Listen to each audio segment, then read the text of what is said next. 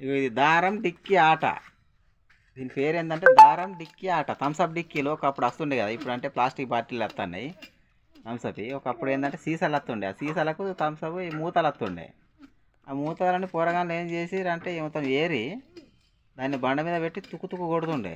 మంచిగా రూపాయి బిల్ల లెక్క నున్నగా వేసి అయితే దాన్ని ఏం చేసాడంటే ఇక దానికి దారం కొట్టి 2 పొక్కలు కొట్టి అందులో దారం దొర కొట్టి మంచిగా ఇక దాన్ని ఆరుడు ఇక ఇది దింపుతాడు. చూడండి ఇక ఎట్లా తిరుగుతాడు ఇక. అరే అది బంద్ చేసుకుంటారు ఫస్ట్ కానీ చూపి, అది ఆపు ఆపు మళ్ళీ దాన్ని ఎట్లా స్టార్ట్ చేసాడో చూపి చూడండి ఇప్పుడు ఎట్లా తిరుగుతుందో. అది కూడా చూపిస్తాను చూడండి. అట్లా దింపాలి దారం కట్టి 2 పొక్కలు తిరుగుతుంది. చూడు ఎట్లా తిరుగుతాను, మస్తు స్పీడ్ తిరుగుతుంది. ఆ స్పీడ్లో తెగిపోతే ఏమైందంటే ఉరుకుతుంది దొరకకుండా. 2 పొక్కలు వారేసి దారం కట్టి తెంపితే ఇలా అవుతుంది. చూడండి మా అన్నయ్య చేసిండు. అది కోసుకపోతుంది మరి, అది కోసుకపోతుంది. స్పీడ్గా తిరిగేటప్పుడు దానికి చేయి తగిలితే కోసుకపోతుంది కదా, కోసుకపోతుంది, రక్తం వెళ్తుంది. కాబట్టి ఆడ జాగ్రత్తగా ఆడాలి దాంతో.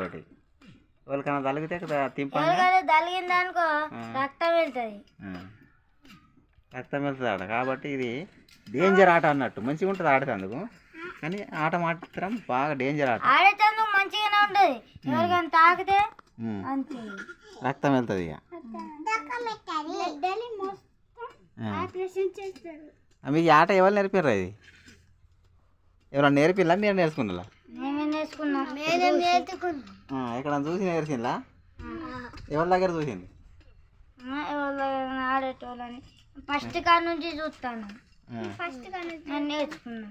మీకంటే పెద్ద పిల్లగాళ్ళ దగ్గర ఫస్ట్ ఆడేటోళ్ళం మేము.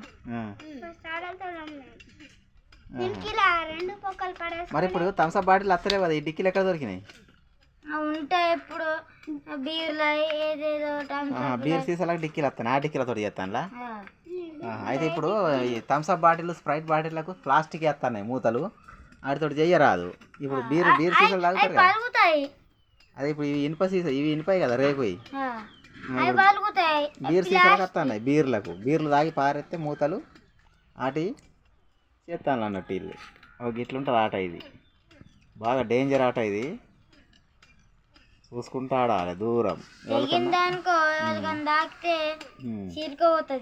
మొత్తం కత్తోటి ఇట్లా కోసినట్టు అవుతుంది.